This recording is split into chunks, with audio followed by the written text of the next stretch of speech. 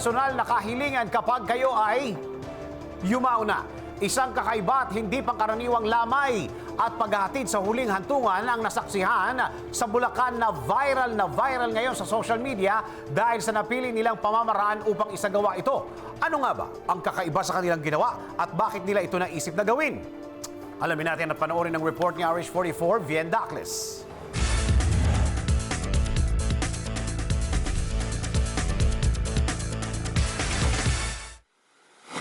Hindi pangkaraniwan at puno lamang ng kasiyahan ang isinagawang paghahatid sa huling hantungan ng isang estudyante mula sa Malolos, Bulacan na binawian ng buhay dahil sa sakit na leukemia. Nakiisa sa wika nga'y masayang pagdiriwang ng makulay at masayang buhay ng estudyanteng si Emmanuel Omania, ang kanyang mga mahal sa buhay kabilang ang kanyang mga kaklase at kaibigan na binigyan niya ng kasiyahan noong nabubuhay pa ito.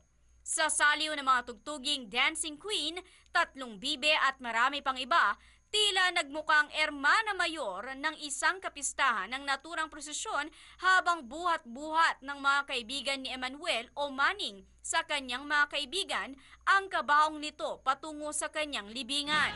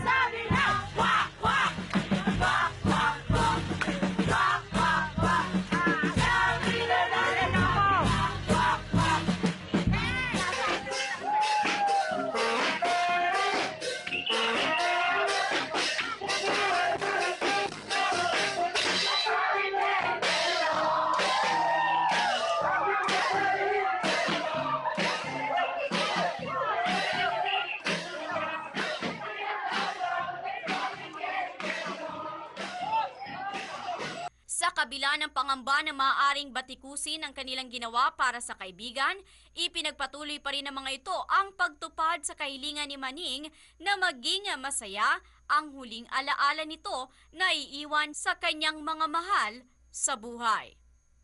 Para sa MBC Network News, RH44, Vien Dacles, naglilingkod sa pagbabalita.